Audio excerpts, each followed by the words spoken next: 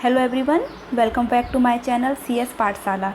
Today I am going to discuss a brief summary of class 6 science chapter 4 which name is sorting material into groups means materials को group में छांटना according to their properties. So let's start the chapter. Please watch this video till the end. First of all, what is material? Material क्या होते हैं? A material is a substance which is used for making things. Means material ऐसे पदार्थ होते हैं जिसका उपयोग किसी भी वस्तु को बनाने में किया जाता है।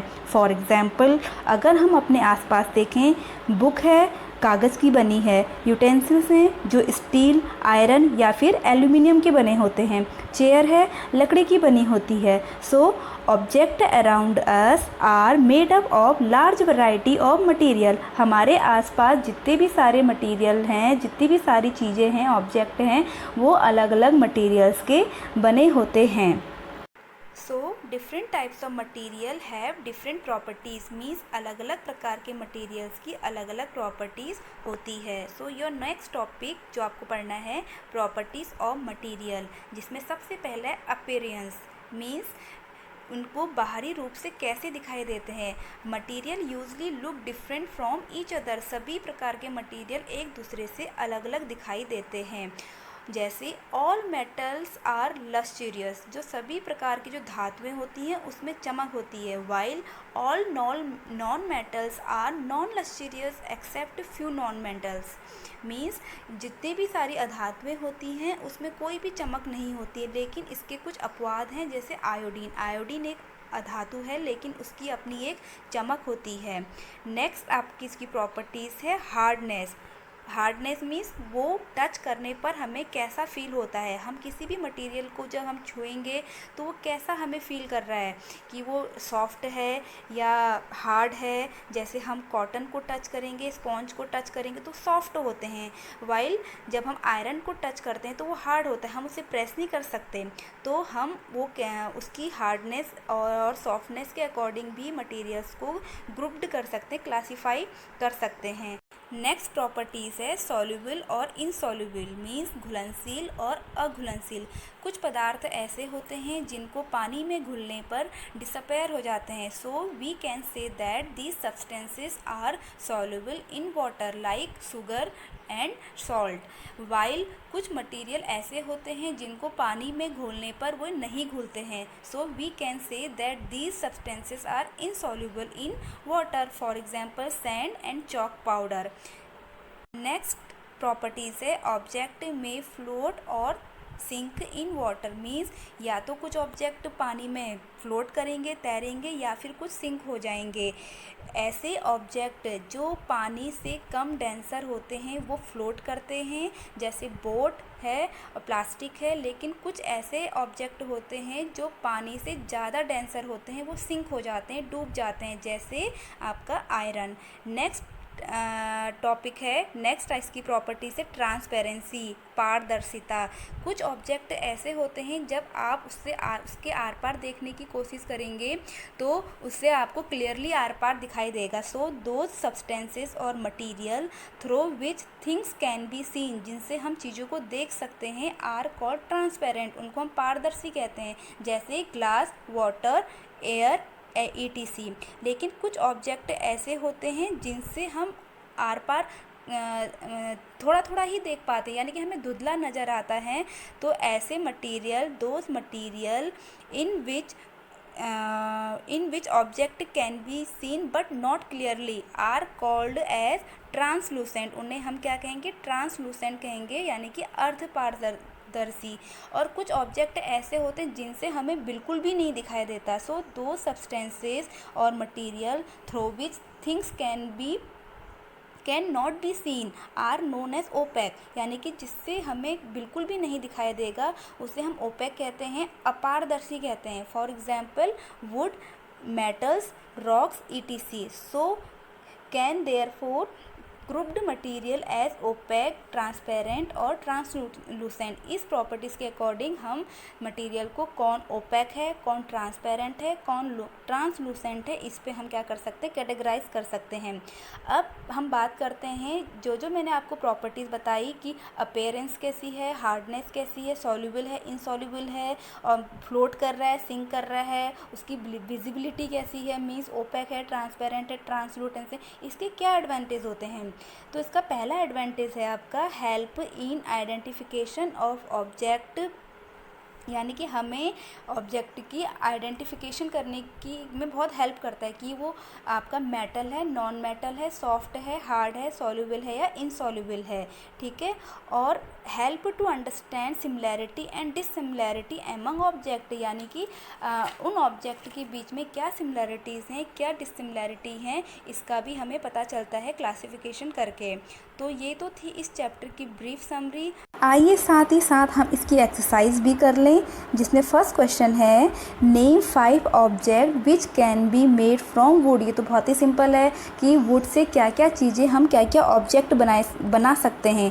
Table, chair, bullock cart, door, wooden box, बहुत सारी चीज़ें हम बना सकते हैं। सेकंड क्वेश्चन है select those object from the following which shine, जिसमें साइन होती है।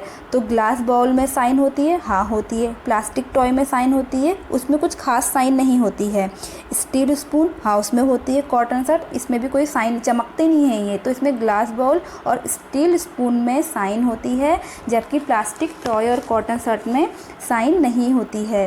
Third question is match the object given below with the material from which they could be made.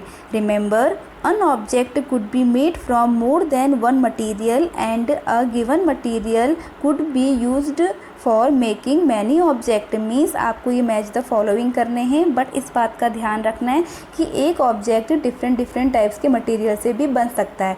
For example book है, book किससे बनती है, book तो हमेशा paper से ही बनती है, तो बुक हमारी किससे बनाई जाती है, पेपर से। टम्बलर है, टम्बलर आपका ग्लास से भी बनते हैं एंड आपके प्लास्टिक पीस से भी बनते हैं, तो इसके दो आंसर हो गए, ग्लास और प्लास्टिक। थर्ड है आपका चेयर, चेयर किससे बनती है, चेयर वुड से बनती है और चेयर हमारी प्लास्टिक की भी होती है, तो इसके भी दो आंसर हो गए। टॉय हैं, टॉय किससे बनते हैं, टॉय प्लास्टिक के भी होते हैं, टॉय वुड के भी होते हैं, इसके भी दो आंसर। शूज़ किसके होते हैं, शूज़ हमारे लेदर के बने होते हैं, तो इसका लेदर आंसर। फोर्थ है state whether the statement given below are true और फॉल्स। हमको ट्रू और फॉल्स स्टेटमेंट बतानी है। तो पहला है stone is transparent while glass is opaque. तो ट्रांसपेरेंट क्या होते हैं, जिससे हमें आर पार दिखाई देता है, और ओपेक क्या होता है, जिससे हमें आर पार नहीं दिखाई देता है। तो क्या स्टोन ट्रांसपेरेंट है, नहीं, तो आंसर इज़ फॉल्स, तो ये क्या है, गलत है। A notebook has lustre while eraser does not, यानी कि नोटबुक में चमक होती है और इरेजर में नहीं होती है, तो ये भी क्या है, गलत। चॉक डिज़ोल्व इन वाटर, क्या चॉक वाटर में डिज़ोल्व हो जाती है, नहीं, चॉक पाउडर को जब वाटर में डालोगे तो नीचे से बैठ जाती है, डिज़ोल्व नहीं होती है, तो ये भी wrong. A piece of wood float on water, जो आपका वुड का एक पीस होता है वो वाटर में फ्लो करता है, तो हाँ, तो फ्लोट करता है, करेक्ट आंसर। फिफ्थ है sugar does not dissolve in water, क्या शुगर पानी में नहीं घुलती है, घुलती है, तो ये क्या है आपका, ये भी रॉन्ग है। ऑयल मिक्स विद वाटर, क्या ऑयल और वाटर मिक्स हो जाते हैं, नहीं होते हैं। आपने देखा होगा जब आप वाटर है तो ऑयल उसके ऊपर से तैरने लगता है, तो ये भी wrong. Sand settle down in water, जब हम पानी में सैंड डालते हैं तो वो नीचे बैठ जाता है, तो सही, ये नीचे बैठ जाती है। वेनेगर डिज़ोल्व इन वाटर, क्या जो वेनेगर है वो वाटर में डिज़ोल्व हो जाता है, तो हाँ, वाटर में वो डिज़ोल्व हो जाता है, तो answer is right. Next question है fifth, given below are the names of some object and material.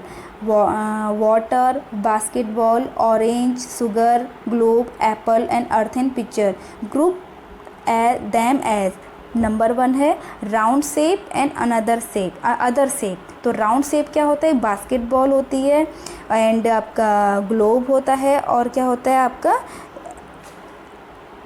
Orange भी होता है, एंड अर्थन पिक्चर भी होता है, जबकि जो आपका अदर शेप हैं, अदर शेप क्या क्या होते हैं, अदर शेप में आपके क्या क्या आ जाएंगे, वाटर आपका अदर शेप का होता है, शुगर अदर शेप की होती है, एप्पल अदर शेप का होता है। तो ऐसे आपको ग्रुप करना है।